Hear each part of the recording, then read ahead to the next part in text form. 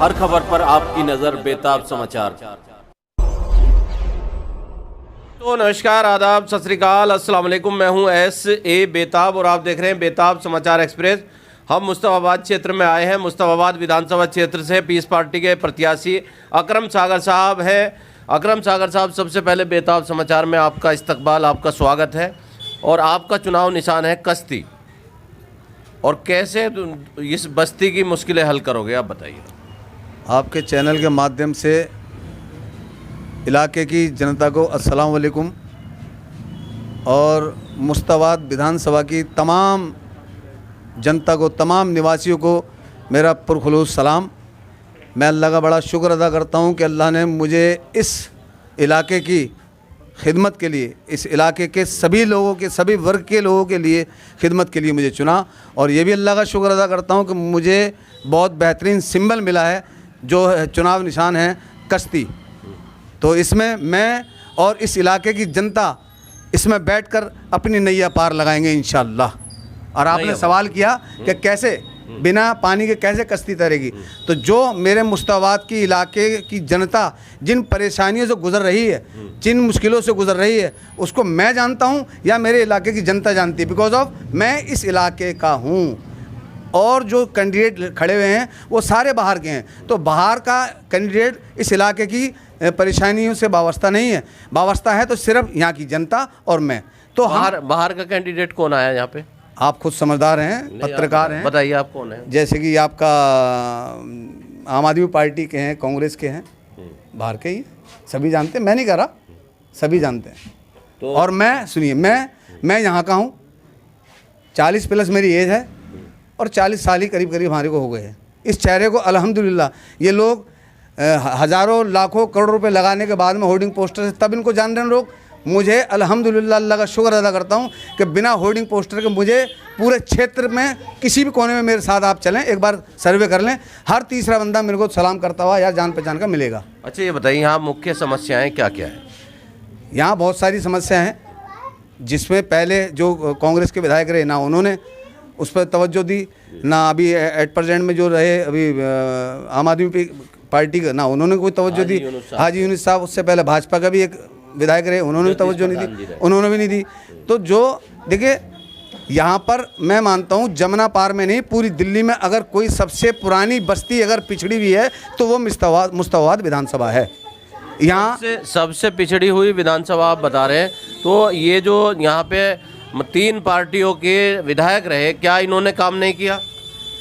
Sir, मैंने आपको बताया कुछ भी काम किया होता। देखिए, खाए के गाल और नहाए के बाल अलग चमकते हैं, बड़ों बड़ों कहावत है।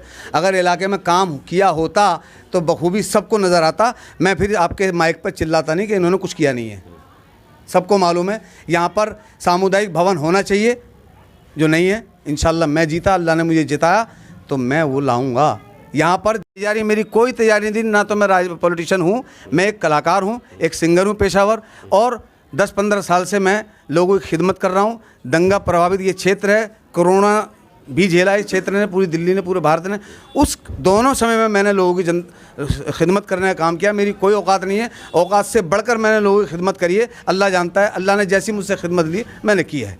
देखिए, आप कलाकार हैं, तो एक कलाकार जो होता है वो अपनी प्रतिभा दिखाता है, तो आपकी जो कला है उसका थोड़ा सा प्रदर्शन आप उसके माध्यम से वोटरों से क्या कहना चाहेंगे? नहीं, मैं वो भी कहूँगा सर, वो भी कहूँगा, लेकिन अभी क्या है ना, यहाँ पर जैसे मैंने भी दिक्कतें यहाँ बहुत सारी हैं, जैसे कि सामुदायिक भवन नहीं है। जितने भी मेरे अलावा जो कैंडिडेट खड़े हुए हैं या उनके जो चाहने वाले हैं, ज़रा इस बात पे गौर दें और उसके बाद में ये अपने आप से मशवरा करें, अपने आप से मशवरा करें कि अकरम सागर की बात में कितनी सच्चाई है। अच्छा, ये बताइए सर, मेरी बात को आप सुनते ही नहीं हैं, आप काट। अगर उन लोगों को जब मेरी बात में सच्चाई लगेगी तो इंशाल्लाह उनका जहन बदलेगा और वोट फिर मुझे देंगे इंशाल्लाह। मेरा सवाल ये था, ठीक है, कि केजरीवाल सरकार जो है दिल्ली के अंदर जो चुनाव लड़ रही है, तीसरा उसका ये चुनाव है कि बिजली, पानी और शिक्षा और स्वास्थ्य, 2 चीज़ों पे चुनाव लड़ रही है। ये 4 चीज़ हो गई, बिजली, पानी, शिक्षा, स्वास्थ्य। तो इनका यहाँ काम नहीं हुआ क्या? अब मेरी बात मैं आपको बता दूं, बिजली पानी, खाली बिजली पानी से जीवन नहीं चलता। रहा सवाल शिक्षा और स्वास्थ्य, कहाँ पर है? शिक्षा और स्वास्थ्य का जितना डंका पीटा जा रहा है, सिर्फ केजरीवाल ने जनता के पैसे को एडवर्टाइजमेंट में उड़ाया है, जबकि शिक्षा और हेल्थ की व्यवस्था लचर है। मैं खुद इस बात का गवाह हूँ, मैंने देखा है। और हमारे स्कूल मुस्तफाबाद की शिक्षा कैसी है आप बखूबी समझ सकते हैं। तो ये तो बिना वजह की ढकोसलेबाजी है, जुमलेबाजी है। एक बड़ा रिचार्ज, ये छोटा रिचार्ज, समझे, ये जुमलेबाज हैं और कुछ नहीं है। अच्छा, बड़ा रिचार्ज मतलब ये भाजपा और केजरीवाल में कोई अंतर नहीं है, ये कहना चाह रहे हैं आप? बस कुछ भी समझ सकते हैं, हम माशाल्लाह पत्रकार हैं। तो हमारे इलाके की जो नहीं, हम पत्रकार तो हैं, जनता को भी तो समझाना ना आपको। छोटा वो जो बड़ा रिचार्ज सर ऐसा होता है, इशारों में समझाओ, ज़्यादा थोड़ा कह देना और ज़्यादा समझ जाना समझदारी की पहचान होती है। बाकी मैं तो आपके चैनल के माध्यम से यही लोगों से रिक्वेस्ट करूँगा कि मैं आपके इलाके का हूँ, आपके साथ खाया है, आपके साथ पिया है। जनता से बस यही रिक्वेस्ट और गुजारिश करूँगा कि मैं आपके साथ खेला हूँ, पला बड़ा हूँ, आपके अच्छे बुरे वक्त में साथ रहा हूँ। मेरे से अगर किसी का दिल दुखा है, किसी को मेरी कोई बात बुरी लगी है, तो दिल से मैं माफ़ी चाहता हूँ। अल्लाह के वास्ते मुझे माफ़ करना और अपने इस छोटे मतलब अपने भाई का, दोस्त का, यार का, अपने इस बच्चे का ख्याल रखना, क्योंकि मैं आपका हूँ। मेरे को तो एवरी टाइम जब चाहो कान पकड़ के अपना काम करा लोगे। और अगर मैं नहीं भी जीत पाया तब भी बता रहा हूँ, क्योंकि अल्लाह बड़ा कारसाज है, वो ज़र्रे को आफ्ताब बना सकता है और आफ्ताब को ज़रा बना सकता है। अगर मैं जीता तो समझ लो मेरी कामयाबी नहीं, इंशाअल्लाह इस मुस्तफाबाद की विधानसभा के एक एक बच्चे की कामयाबी होगी। और अगर मैं नहीं जीत पाया तब भी इंशाअल्लाह मैं इस मुस्तफाबाद के काम आता रहूँगा। हाँ जी जी। अच्छा, अब अपनी कला का थोड़ा सा प्रदर्शन क्या सुना, अपने मतदाताओं को क्या सुनाना चाहेंगे? मैं तो यही कहूँगा जी कि अंधेर नगरी चौपट राज्य, बस इतना सा पंगा है जी, बाकी सब कुछ चंगा है जी। ये बार बार मैं इसलिए सुनाता हूँ क्योंकि इसमें सच्चाई है। सुनाया था आपने? इसमें सच्चाई और कुछ नया लिखने पर तैयार हूँ। 2-4 दिन में जब दोबारा आप आएंगे तो कि अंधेर नगरी चौपट राज्य, बस इतना सा पंगा है जी, बाकी सब कुछ चंगा है जी। हालात आप देख रहे हैं देश के और दिल्ली के। और नेता पहने महंगे कपड़े, गरीब का बच्चा नंगा है जी, बाकी सब कुछ चंगा है जी। महंगाई की मार ने खाया काला गोरा समझ ना आया, जनता जब आवाज़ करे तो कहते हैं ये दंगा है जी, बाकी सब कुछ चंगा है।